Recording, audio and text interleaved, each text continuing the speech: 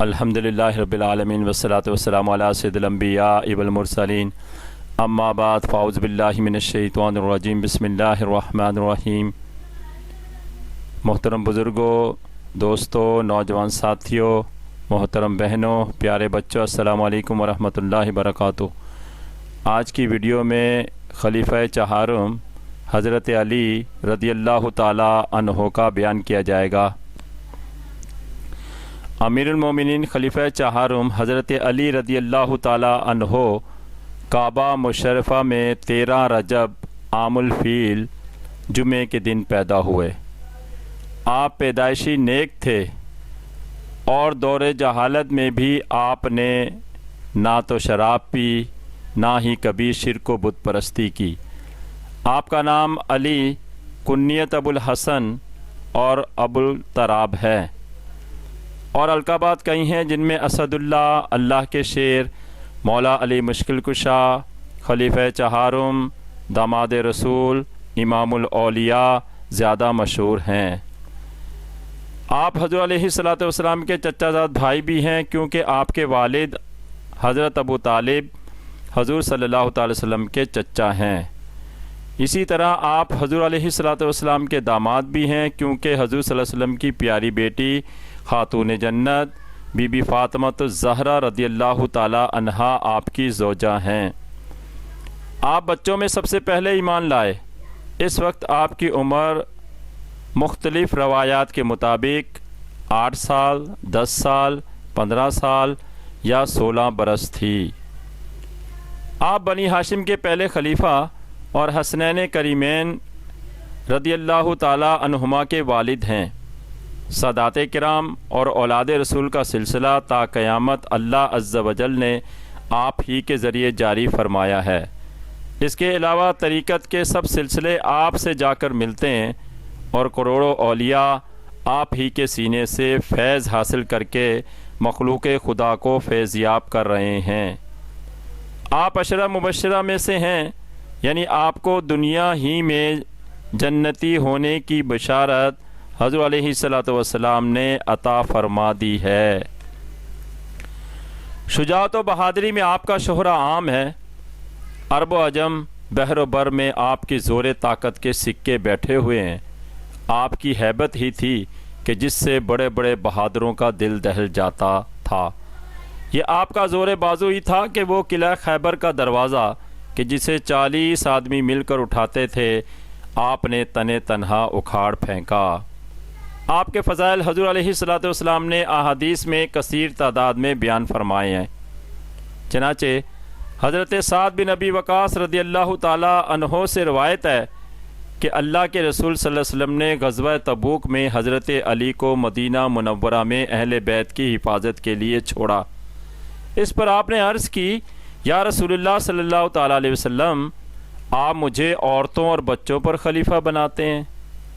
اس پر اللہ کے رسول صلی اللہ علیہ وسلم نے ارشاد فرمایا، کیا تم اس پر راضی نہیں ہو کہ تمہیں میرے دربار میں وہ مقام و مرتبہ حاصل ہو جو حضرت ہارون علیہ السلام کو حضرت موسیٰ علیہ السلام کے دربار میں تھا، بجز اس کے کہ میرے بعد کوئی نبی نہیں ہے۔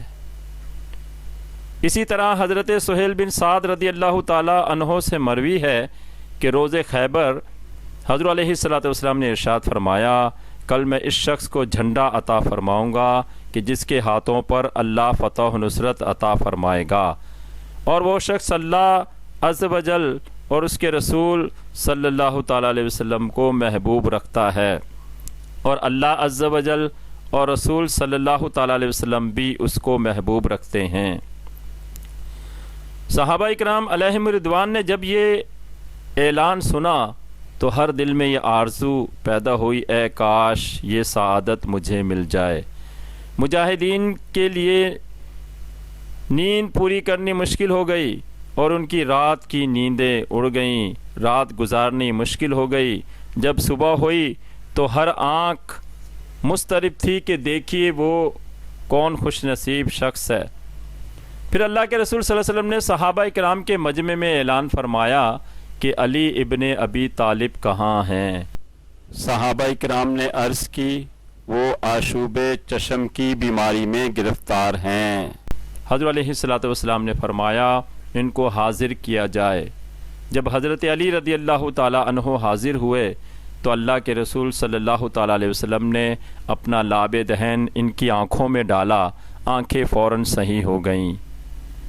پھر حضرت علیہ السلام نے آپ کو جھنڈا عطا فرمایا۔ حضرت علی کرم اللہ وجہ نے قلعہ خیبر کو اکھاڑ پھینکا اور مسلمانوں نے بآسانی خیبر کو فتح کر لیا۔ ایک اور جگہ حضرت علیہ السلام نے ارشاد فرمایا علی مجھ سے ہے اور میں علی سے ہوں۔ مزید آپ صلی اللہ تعالی وسلم نے ارشاد فرمایا میں علم کا شہر ہوں، علی اس کا دروازہ ہے۔ ایک اور جگہ اللہ کے نبی صلی اللہ علیہ وسلم نے ارشاد فرمایا علی سے ایماندار محبت کریں گے اور منافق بغض رکھیں گے۔ حضرت ابن مسعود رضی اللہ تعالی عنہ سے روایت ہے کہ حضور علیہ السلام نے ارشاد فرمایا علی کے چہرے کو دیکھنا عبادت ہے۔ حضرت سعد بن ابی وقاص رضی اللہ تعالی عنہ سے روایت ہے کہ اللہ کے نبی صلی اللہ تعالی وسلم نے ارشاد فرمایا جس نے علی کو ایذا دی اس نے مجھے ایذا دی۔ ان ساری روایات سے ہم مولا کائنات مولا علی مشکل کشا حضرت علی رضی اللہ تعالی عنہ کے مقام و مرتبے کا اندازہ لگا سکتے ہیں۔ آپ کو حضور صلی اللہ علیہ وسلم سے بڑی محبت تھی، حضور کی خاطر آپ نے اپنا سب کچھ قربان کر دیا، اپنے ماں باپ عزیز رشتہ دار بھی حضور کے لیے چھوڑ دیے، حتیٰ کہ جنگ بدر میں اپنے عزیز رشتہ داروں سے اسلام کی خاطر لڑے اور کفار مکہ کے ظلم و ستم ہنسی خوشی برداشت کیے۔ جب اللہ کے رسول ہجرت فرمانے لگے تو کفار نے آپ کے گھر کو چاروں طرف سے گھیر رکھا تھا۔ ایسے میں رسول اللہ صلی اللہ علیہ وسلم نے اپنے مبارک بستر پر حضرت علی رضی اللہ تعالی عنہ کو سلا دیا اور خود مکے سے مدینے کی طرف ہجرت کر گئے۔ باوجود تمام خطرات کے حضرت علی رضی اللہ تعالیٰ عنہ حضور صلی اللہ تعالی وسلم کے مبارک بستر پر ساری رات سوتے رہے۔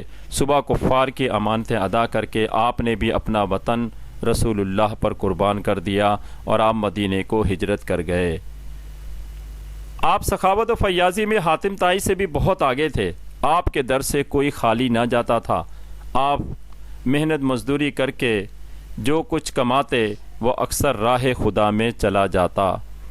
کئی دفعہ کھانے کے لیے آپ کے اہل خانہ کچھ تیار کرتے تو کوئی نہ کوئی سائل آ کر صدا لگا دیتا اور آپ خود بھوکے رہ جاتے اور سائل کو کھانا کھلا دیتے۔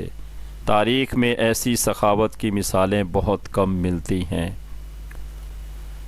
حضرت عثمان غنی رضی اللہ تعالی عنہ کی شہادت کے دوسرے دن مدینہ طیبہ کے تمام صحابہ اکرام نے حضرت علی رضی اللہ تعالی عنہ کے دست حق پرست پر بیعت کی۔ 36 ہجری میں جنگ جمل ہوئی اور 37 ہجری میں جنگ صفین ہوئی۔ آپ کا دور خلافت اکثر فتنوں کی سرکوبی کے لیے گزر گیا اور 1 انچ بھی زمین فتح نہ ہو سکی۔ حضرت علی نے جب کوفے میں قیام کیا تو اس وقت کے خوارج نے سرکشی شروع کی اور لشکر جمع کر کے چڑھائی کر دی۔ امیر المومنین حضرت علی رضی اللہ تعالیٰ عنہ نے حضرت عباس رضی اللہ تعالیٰ عنہ کو لشکر دے کر اس کے مقابلے کے لیے بھیجا۔ آپ نے انہیں شکست دی اور ان کی بڑی تعداد طائب ہو گئی۔ کچھ اور لوگ راہ مستقیم کو چھوڑ کر رہزنی کرنے لگے۔ آپ نے ان کی سرکوبی کے لیے لشکر روانہ کیا اور ان کی رہزنی کا خاتمہ کر دیا۔ غرض کہ آپ نے اپنا دور حکومت فتنوں کے کلا کما کرنے میں گزارا اور مزید علاقے فتح کرنے کا آپ کو موقع نہ ملا۔ آپ بڑے حلم و برداشت والے تھے۔ ایک مرتبہ آپ نے ایک پہلوان کو کشتی کے دوران نیچے گرا دیا اور اس کے سینے پر بیٹھ گئے۔ قریب تھا کہ آپ اسے قتل کر دیتے، اس نے فوراً آپ کے مبارک منہ پر تھوک دیا، معاذ اللہ۔ آپ فوراً اس کے سینے سے اتر آئے کہ اب اگر اس کو قتل کیا تو بیچ میں نفس کا معاملہ بھی آ جائے گا۔ آپ نے اپنے دور حکومت میں عدل و انصاف کا بول بالا کر دیا اور باوجود امیر المومنین ہونے کے ایک مقدمے کی سماعت میں آپ کو عدالت کے کٹہرے میں بھی جانا پڑا۔ غرض کے عظیم الشان مقام کے حامل داماد رسول सरताज बीबी फातिमा हसनैन करीमैन के बाबा अमीरुल मोमिनीन हज़रत अली की जब शहादत का वक्त आया तो ख़वारिज में से एक नामुराद मलजम मुरादी ने मक्का मुकरमा में बरक बिन अब्दुल्ला खारजी और उमर बिन बकर खारजी को जमा किया और हज़रत अली रदी अल्लाह ताला अन्हु, हज़रत अमीर माविया रदी अल्लाह ताला अन्हु और हज़रत उमर बिन आस रदी अल्लाह ताला अन्हु के कत्ल का प्लान तैयार किया और हज़रत अली रदी अल्लाह ताला अन्हु के कत्ल के लिए इब्ने मलजम आमादा हुआ और एक तारीख़ मुकर्रर कर ली। और इब्ने मलजम को एक खारजी औरत से बड़ी मोहब्बत थी और खारजियों ने इसकी शादी का महर 3000 दिरहम और हज़रत अली का कत्ल करना मुकर्रर किया था। अब इब्ने मलजम कूफा हज़रत अली रदी अल्लाह ताला अन्हो की जाए सकूनत पर पहुँचा और वहाँ के ख़वारिज को इसकी इत्तला दी। वो भी इसके साथ इस मुहिम में शामिल हो गए। शब जुमा 17 रमज़ान को मौलाए कायनात हज़रत अली रदी अल्लाह ताला अन्हो सहरी में बेदार हुए। इस रमज़ान में आपका ये मामूल था कि एक रात अपने बेटे इमाम हसन रदी अल्लाह ताला अन्हो के पास, एक रात इमाम हुसैन रदी अल्लाह ताला अन्हो के पास और एक रात हज़रत अब्दुल्ला बिन जाफ़र रदी अल्लाह ताला अन्हो के पास अफ्तार फरमाते और अफ्तार में भी 3 लुक़मों से ज़्यादा ना खाते थे, क्योंकि आप जानते थे कि यह अल्लाह अज़्ज़ वजल से मिलने यानी विसाल का वक्त है और खुदा से मिलते वक्त पेट खाली होना बेहतर है। और विसाल के शब तो आपका ये आलम था कि बार बार मकान से बाहर तशरीफ़ लाते और आसमान की तरफ नज़र करके फरमाते, बखुदा मुझे कोई झूठी खबर नहीं दी गई, ये वही रात है विसाल की कि जिसका वादा मुझको दिया गया था। जब सुबह हुई तो आपने अपने बेटे इमाम हसन रदी अल्लाह ताला अन्हो से फरमाया, आज रात मैंने अल्लाह के नबी सल्लल्लाहु अलैहि वसल्लम की ज़ियारत की और आपसे अर्ज़ की, या रसूलुल्लाह सल्लल्लाहु अलैहि वसल्लम, मैंने आपकी उम्मत से बड़ी तकलीफ़ पाई है। हज़रत अलैहिस्सलातु वस्सलाम ने फरमाया कि इनके लिए बद्दुआ करो। फिर हज़रत अली ने अर्ज़ की कि मैंने दुआ की, या रब अज़्ज़ वजल, मुझे इनके एवज़ इनसे बेहतर लोग अता फरमा। आखिर इब्ने मलजम ने हज़रत अली रदी अल्लाह ताला अन्हो को मौका पाकर जामा मस्जिद कूफा में 18 रमज़ानुल मुबारक को ज़हर आलूद खंजर मारा। इसी की वजह से आखिरकार 3 दिन तड़पते रहते हुए 21 रमज़ान 40 हिजरी को आपकी शहादत हुई। तारीख़ इस्लाम में ये मकाम किसी और को हासिल ना हो सका कि वो अल्लाह के घर काबे में पैदा हुआ हो और अल्लाह के घर मस्जिद में शहीद हुआ हो। ये अजीम मकाम अल्लाह अज़्ज़ वजल ने मौलाए कायनात हज़रत अली रदी अल्लाह ताला अन्हो को अता फरमाया है। इसीलिए किसी ने फरमाया, बकाबा विलादत बा मस्जिद शहादत। बवक्त विसाल हज़रत अली की उम्र मुबारक 65 बरस थी। आपका मज़ार नजफ़ अशरफ में ज़ियारत गाह ख़ास व आम है। खुदा हमें भी हज़रत अली रदी अल्लाह ताला अन्हो और दीगर सहाबा इकराम रिदवानुल्लाह ताला अलैहिम अजमईन के नक्श कदम पर चलने की तौफ़ीक़ रफ़ीक़ अता फ़रमाए। आमीन सुम्मा आमीन वमा अलैना इल्लल बलाग़।